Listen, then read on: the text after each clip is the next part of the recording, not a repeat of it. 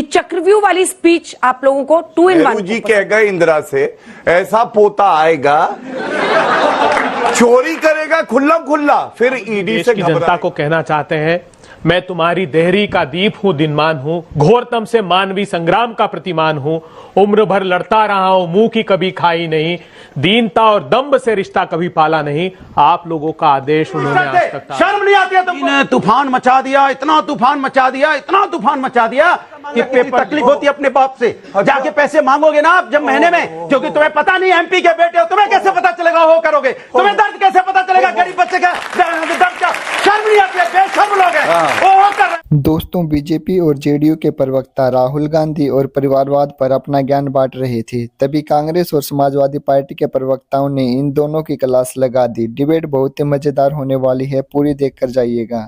तो चलिए शुरू करते हैं। राहुल जी देश की जनता को कहना चाहते हैं, मैं तुम्हारी देहरी का दीप हूं, दिनमान हूं, घोरतम से मानवी संग्राम का प्रतिमान हूं, उम्र भर लड़ता रहा हूं, मुंह की कभी खाई नहीं, दीनता और दम्भ से रिश्ता कभी पाला नहीं, आप लोगों का आदेश उन्होंने आज तक टाला नहीं। आपने प्रतिपक्षी होने के नाते उनको दायित्व दिया है कि जनता के भ्रष्टाचार को, जनता की अनीतियों को उजागर करें। कुछ नाम बोलना भूल गए मेरे काबिल वकील, इन्होंने हेमंतो बिस्वा शर्मा का नाम नहीं बोला जिन पर प्यार उमड़ आया था मोदी जी को।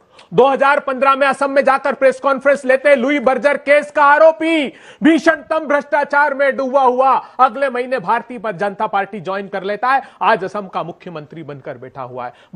यही नहीं, अभी और सुनिए।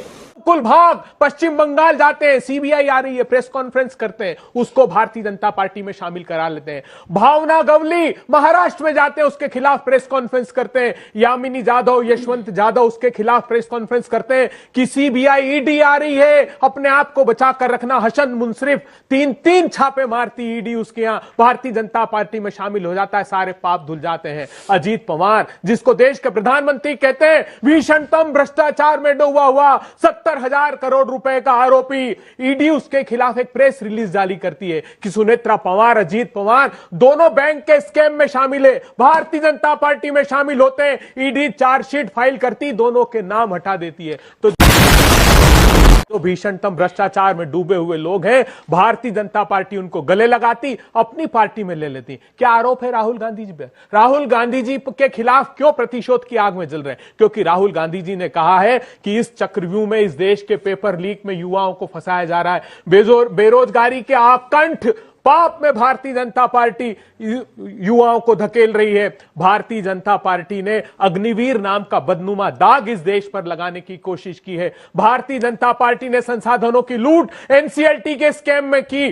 5,38,000 करोड़ रुपए, 10-10 हजार करोड़ रुपए की कंपनी को 300 करोड़ रुपए में सेटल कर रहे हैं। आरबीआई के डिप्टी गवर्नर कहते हैं कि इस देश में नेक्सस बना लिया 5 बड़ी कंपनियों ने, इसीलिए 1% लोगों के पास 40% संसाधन चले गए। और अभी तो रुको, क्लाइमैक्स अभी बाकी है। राहुल गांधी जी उनके खिलाफ दृढ़ता से लड़ रहे हैं। जैसे भगवान श्री कृष्ण दुर्योधन के पास गए थे शांति का प्रस्ताव देकर, 5 प्रस्ताव राहुल गांधी जी ने भी कहा है कि समर्थन मूल्य का कानून बना दीजिए। राहुल गांधी जी ने कहा अग्निवीर को समाप्त कर दीजिए। राहुल गांधी जी ने कहा है पेपर लीक से मुक्ति दीजिए। श्री कृष्ण ने कहा था कि दे दो मुझको 5 ग्राम, रखो अपनी धरती तमाम। दुर्योधन वो भी दे ना सका, आशीष समाज का ले ना सका। जब नाश मनुष्य पर छाता है तो पहले विवेक मर जाता है। इनका मेल पे बाहर बोला है, मैंने मेल पे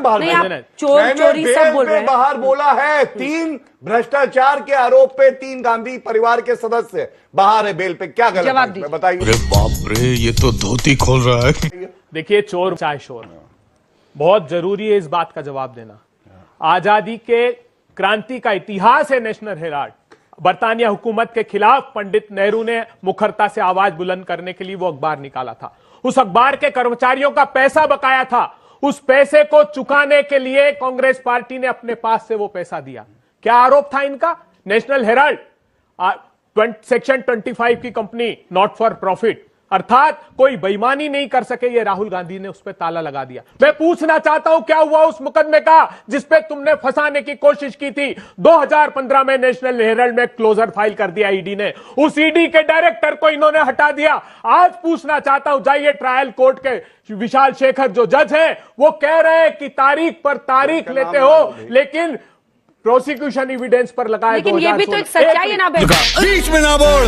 पर रोक लगाने से इनकार कर दिया। अंजना जी, क्या लिखा है उसमें सुप्रीम कोर्ट में? क्या लिखा है? उसमें, अरे उसमें लिखा है कि देखिए, जब ट्रायल पर आ जाता है केस, तब अधिकतर मामलों में सुप्रीम कोर्ट ने यह लिखा है कि ट्रायल कोर्ट उसका फैसला करे। और ट्रायल कोर्ट का जज क्या कह रहा है, ये लोगों को सुनना चाहिए। आज 16, 17, 18, 19, 20, 21, 22, 23, 24 उच्च न्यायालय से स्टे लेकर रखा है इन्होंने, क्योंकि एविडेंस नहीं है। एक बार उसमें क्लोजर फाइल हो गया, सारे विपक्षी दलों को ऐसे ही फंसाते। संजय राउत के केस में अदालत ने कहा कि इरादतन फंसाने की उनको कोशिश की गई। क्या हुआ हेमंत सोरेन के केस में? जमीन उनके नाम नहीं है। केजरीवाल के हर एक मुकदमे में सिर्फ प्रतिपक्षी दल के लोगों को फंसाने की ये लोग कोशिश करते हैं।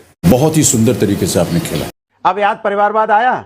अनुराग ठाकुर के पिताजी कौन थे? अभी आपसे जब आपके बीच में नहीं बोला, अभी चुप रहिए। परिवारवाद की आपकी परिभाषा अलग है। धर्मेंद्र यादव, डिम्पल यादव, आदित्य यादव, सुखपाल यादव, चौपाल यादव, नगरपाल यादव, न जाने कितने कितने हैं। पूरा का पूरा अनुराग ठाकुर के पिताजी चीफ मिनिस्टर थे। शर्म नहीं आती है तुमको? अनुराग ठाकुर के पिताजी के बीच में नहीं बोला। अनुराग ठाकुर के पिताजी कौन थे? चीफ मिनिस्टर थे। चीफ मिनिस्टर का बेटा कैबिनेट मंत्री बन सकता है, एमपी बन सकता है, तो उसमें आपके मुंह में दही जम जाता है। मैं क्या करूं, फिर जॉब छोड़ दूं? सत्यप्रकाश जी प्लीज सर। अनुराग ठाकुर पहले युवा मोर्चा के अध्यक्ष भी थे। सत्यप्रकाश जी चलिए ठीक, प्लीज। आपके बीच में नहीं बोला था। मैंने कहा जब आप परिवारवाद की बात करते हो तो सोच लिया करो, बगल में भी ताक झांक कर लिया करो। उनके पिताजी भी एमपी थे। जो सही पकड़े हैं। बगल में खड़े प्रवक्ता जी बड़ी तेजी तेजी से बोल रहे हैं। परिवारवाद बोलने के पहले सोच लिया करो, पूरी सिंधिया फैमिली आप अपनी पार्टी में लेके आ गए हो। हमें परिवारवाद की आप पाठ पढ़ाने आए हो? आप शर्म आनी चाहिए आपको। सवाल ये है कि जब इतनी देर से ये बात कर रहे हैं, इन्होंने भी बात की, वो भी लंबी लंबी, मोदी जी ने तूफान मचा दिया, इतना तूफान मचा दिया, इतना तूफान मचा दिया कि पेपर लीक हो गया। इतना तूफान मचा दिया मोदी जी ने, इतना तूफान मचाया कि कोविड में हमारे अपने लोग हमसे बिछड़ गए। अरे हम तो फकीर आदमी हैं, झोला लेके चल पड़ेंगे जी। यह तूफान है आपका। यहां हल्ला मचा रहे हो बैठ के। लोग यहां आत्महत्या कर गए। किसान, आपने ऐसा कानून पास किया था। कितने किसान आत्महत्या करके गए आप बता दीजिएगा। यह आपने कानून पास किया था। बच्चों के बारे में बोलने की हिम्मत आपकी नहीं हो रही है। अपना गुणगान कर रहे, बच्चों के बारे में बता देते कि बच्चों के लिए आपने क्या किया है। पार्टी का, हमारी पार्टी ने यह कर दिया, हमारी पार्टी तीसरी बार सत्ता में आ गई, हमारी पार्टी ने यह किया। यह बताते आपकी पार्टी ने बच्चों के लिए क्या किया। बात तो सही है। क्या किया बच्चों के लिए? मरने को छोड़ दिया। कहीं पानी में डूब के मर जाएंगे, कभी वो बेरोजगारी में आत्महत्या कर लेंगे, कहीं पर्चा लीक हो जाएगा तो अपने पापा से जाके क्या बोलेंगे? क्या कहेंगे अपने पापा से कि पापा फिर पैसा दे दीजिए, पापा पर्चा लीक हो। उत्तर दे दूं? शर्म नहीं आती आपको? हमारा तो दिल रोने लगता है, क्योंकि मुझे पता है कि पैसा मांगना कितनी तकलीफ होती है अपने बाप से। जाके पैसे मांगोगे ना आप जब महीने में, क्योंकि तुम्हें पता नहीं एमपी के बेटे हो, तुम्हें कैसे पता चलेगा हो करोगे? तुम्हें दर्द कैसे पता चलेगा गरीब बच्चे का दर्द का? शर्म नहीं आती है? बेशर्म लोग हैं, वो कर रहे हैं। बताइए, एक सांसद का बेटे को दर्द नहीं हो सकता है? 2 लाख रुपए कम से कम कंपटीशन की तैयारी करने में लगते हैं। जब आप पैसे मांगने जाते हो अपने पिताजी से कि कहते हो पिताजी दोबारा से पैसे दे दो, तो खेती बेचता है या अपनी मां उसका गहना बेचती है। ये ओहो कर रहे हैं। ये वैसे ऐसे लोग हैं, सोचो आप। हाँ, ये कर लो पहले।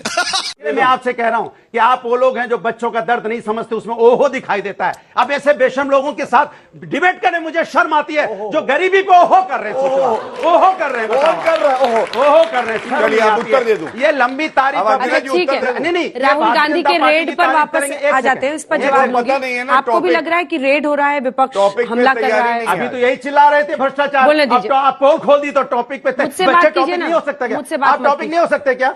मुझसे बात हो कीजिए सकता ना। कि नहीं? मुझसे बात कर लीजिए। उनको देखकर आप लोग को भिड़ना तो फिर बाहर चले जाइए। प्यारी समझ गई। दोनों मैं लड़ नहीं रहा हूं, मैं अपनी बात कह रहा हूं। मैं सिर्फ ये कह रही हूँ कि आपको भी लगता है कि राहुल गांधी जो रेड की बात कर रहे हैं, ऐसी आशंका आपको भी लग रही है कि उनको टारगेट किया जाएगा? चक्रव्यूह वाली स्पीच से बीजेपी डर गई है? देखिए, बीजेपी तो वैसे ही डर गई, जनता ने उनको हरा दिया है। अब वो दूसरों के पैरों पे खड़े हैं, दूसरों के पैरों पे खड़े होकर ऊपर से चिल्ला रहे हैं हम जीत गए। सवाल यह है कि ये वो लोग हैं जो विपक्ष पे, सिर्फ विपक्ष के ऊपर में ये कार्रवाई करना जानते हैं। अब देखिए, ऐसी अगर आपकी बात को ले लो तो क्या कह रहे हैं इनके मुख्यमंत्री सदन में खड़े होके? 20, 25, 40, 50 जितने भी लड़के हैं जिन्होंने बदतमीजी की, एक बेटी को, एक भाई के साथ, भाई बहन को उन्होंने उनके साथ बदतमीजी की, उनको सजा मिलनी चाहिए, कड़ी से कड़ी सजा मिलनी चाहिए। इसकी गारंटी मैं नहीं दे सकता। ये कैसी राजनीति करते हैं खड़े होके? ये कह रहे वीडियो हो- दिखा दीजिएगा जरा, ये वाला वीडियो चला दीजिएगा। नहीं, एक बार, ऐसी जिस वीडियो राजनीति की करते बात हो रही हैं, है। नाम ले रहे हैं जो सारे- पवन यादव, नाम ले रहे हैं एक मुस्लिम कौन मोहम्मद का, लेकिन इनसे पूछिए उसमें गुप्ता भी थे, तिवारी भी थे, उसमें मौर्य भी थे, साहू भी थे, क्यों नहीं उनका नाम लिया? दो ही आदमी का नाम क्यों ले रहे हो आप? जो लड़के जिन्होंने किसी भी जो बदतमीज होता है, बदमाश होता है, उसकी कोई जात नहीं होती, क्रिमिनल की कोई जात और धर्म नहीं होता, सब चंगासी क्रिमिनल होता है। तब तो आपने नहीं जब नहीं मेरी बात सुनिए, बीएचयू की घटना हुई थी तो आपने नाम गिनाया था? नहीं, बीएचयू घटना हुई तो आपने बोला था कि यहाँ बुलेट ट्रेन चलेगी अभिषेक तिवारी के घर पे, आपने नहीं, आपने बोला था सक्षम पटेल की यहाँ बुलेट ट्रेन चलेगी, आपने बोला अभिषेक चौहान की बुलेट ट्रेन चलेगी, तब नहीं बोले आप, क्योंकि आप समाज के अंदर में नफरत की और जात की राजनीति गौरव भाटिया जी जवाब आप नहीं चाहते, भाटिया जी जवाब दी। अभी गौरव जी, सुनो अब मैं बोल रहा हूँ, ये बीजेपी समाजवादी पार्टी के जिनका फोटो दिखा रहे पैर पकड़े लेटे रहते थे कि डबल एजी बना दो, उन्होंने डबल एजी बना के दिल्ली भेजा, दिल्ली भेजने के बाद आज ये हालत है। सोचिए ऐसे एहसान फरामोश क्या बात कर सकते हैं? जिम्मेदारी है, किस पार्टी में थे बता दीजिए आप, अगर आप नहीं पहले बता दीजिए गलत आप, है। जिनको आज इतनी गालियां दे रहे हैं, जिनके लिए आप शब्द का इस्तेमाल कर रहे हैं, उन्हीं के पैर पकड़ के आज यहाँ तक पहुंचे ना दिल्ली। समझ रहे हो? समझ रहे हो आप? समझ रहे हो? पत्थर से मिलेगा ये याद रखना। अभय दुबे जी, अंजना जी देखिए, मैं आग्रह करता हूं कि ऐसी अभद्र भाषा पर कोई आप तालियां मत बजाया करो। मेरा नहीं, मैं आप लोग से रिक्वेस्ट करता हूं, अब एक मैं आपसे भाषा पे तालियां देखिए, उन्होंने कहा कि करोड़ों टीके लगाए देशवासियों को। प्रधानमंत्री नरेंद्र मोदी नहीं थे तब भी दशकों से 39 करोड़ टीके अलग अलग बीमारियों के लिए बच्चों को लगाए जाते थे मुफ्त में, लेकिन किसी ने अपना फोटो चस्पा नहीं कराया। यूके की अदालत में उस टीके लगाने वाली कंपनी ने कहा कि थ्रोम्बोसिस और थ्रोम्बोसाइटोपेनिया से उन टीके से मौत होती, लेकिन हमारे देश का स्वास्थ्य मंत्री उसको क्लीन चिट देता है, उसको मेंशन तक नहीं करता है। खत्म, bye bye, tata, goodbye, गया। तो दोस्तों, आपको कैसी लगी ये वीडियो? आप अपनी राय हमें कमेंट बॉक्स में ज़रूर बताएं, और वीडियो पसंद आई हो तो वीडियो को लाइक करें, चैनल के ऊपर नहीं तो चैनल को सब्सक्राइब करके बेल आइकन को ऑन कर लें। चलिए दोस्तों, मिलते हैं अगली वीडियो में, तब तक के लिए जय हिंद, जय संविधान, जय भारत।